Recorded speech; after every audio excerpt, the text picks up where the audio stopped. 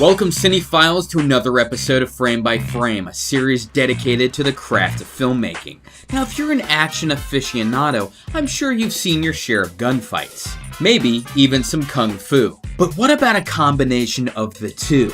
Enter gun fu, the subgenre inspired by Hong Kong action films. Think The Raid Redemption, The Killer, The Matrix, and John Wick. But what are the techniques that define the style?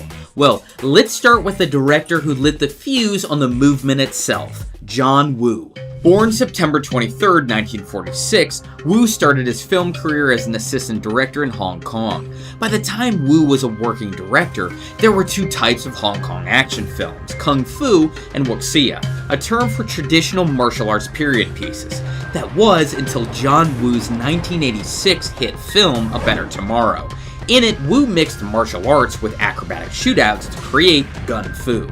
And this unconventional pairing made for an explosive success. In fact, A Better Tomorrow would remain Hong Kong's highest grossing film for years after.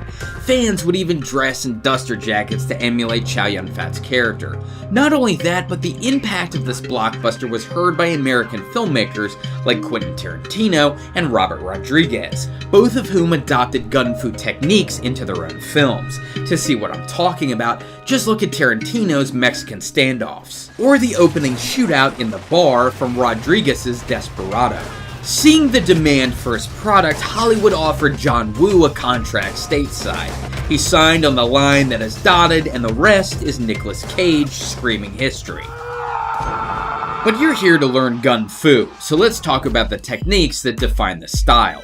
First, there's acrobatic martial arts. Second, gunfights that often incorporate hand-to-hand combat. And third, frame rate manipulation. In this context, that means shooting above or below 24 frames per second. But let's start with these high-flying acrobatics. Today, these moves are pulled off with a combination of wire work and VFX. On live sets, harnesses are hidden under an actor's costume, then rigged to steel wires. Using a pulley system and crash pads for safety, the actor, or a stunt person, executes these mid-air moves. The wires are then digitally removed in post-production. This aspect of gun fu is also utilized in another action subgenre, wire fu.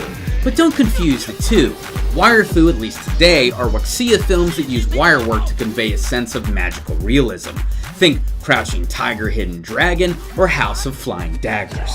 Now, if an actor's performing their own stunts in a film, typically they'll work with a stunt coordinator in pre-production. Here they'll work on basic techniques that can be chained into sequences. Then fight scenes are choreographed based on this fundamental skill set. Just look at all those judo throws in John Wick to see what I mean. Now, when fists aren't enough, gun fu relies on the second aforementioned tactic, close-range gunfighting. This is the bloody backbone of films like Equilibrium and John Wick. To pull it off, however, blanks and squibs aren't always an option. You see, it's often too dangerous for actors to fire blanks at each other from such a close range. Plus, you don't want to be hand-fighting with metal weapons. One wrong move and, well, there go your teeth. So rubber replicas are often used when fists are being thrown with a gun in hand. But what about close-range kill shots like these? Simple. The actors are usually given airsoft guns. They pull the trigger, the gun simulates firing, then muzzle flares are added in post-production, as are the requisite blood effects. But while the killing floor gets covered in hemoglobin, let's talk about frame rate manipulation, the technique that's responsible for some of the slowest deaths in human history. Shots like these showcase John Woo's signature use of slow motion, a stylistic choice gun fu-inspired filmmakers would adopt into their own works, and a decision that surely made Keanu Reeves' chiropractor a very rich man. Now, I'm not gonna bore you with how to shoot slow motion, you probably know how to do that. It's also not the only way frame rates are manipulated in gun fu flicks. Action scenes are often shot at 22 frames per second instead of the traditional 24, which makes the action on screen appear faster than it's actually occurring. And since you're only dropping 2 frames, all of the movement still appears realistic to the human eye. Now, as the dust settles, let's review the tape on gun fu. Created in 1986 by John Woo, the Hong Kong subgenre has since changed the DNA of modern action films. Today, the Neos and the John Wicks of the world fight a different way, a deadly combination of acrobatic wire work, close-range gunfights, and varying frame rates. And while movies like Paycheck might have derailed John Woo's Hollywood career, you can't deny the man this. He taught us a new form of cinematic combat. And with that, let's cue those doves. Now, gun fu films have their fair share of flawed heroes, and while it might be hard to tell whose side they're on, it's easy to see how well they align with this month's Loot Crate theme, anti-heroes. And while they're concerned with only saving themselves, let's talk about the savings you could have with Loot Crate. It's a monthly subscription service that delivers a crate like this one to your door every month. Similar to July's futuristic crate shown here, each box contains pop culture inspired gadgets and gear, a $40 value for less than $20 a month. All you need to do is sign up by the August 19th cutoff at 9 p.m. Pacific to get your loot.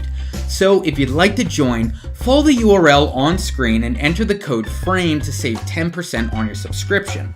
It's a good deal for all of us not so good guys.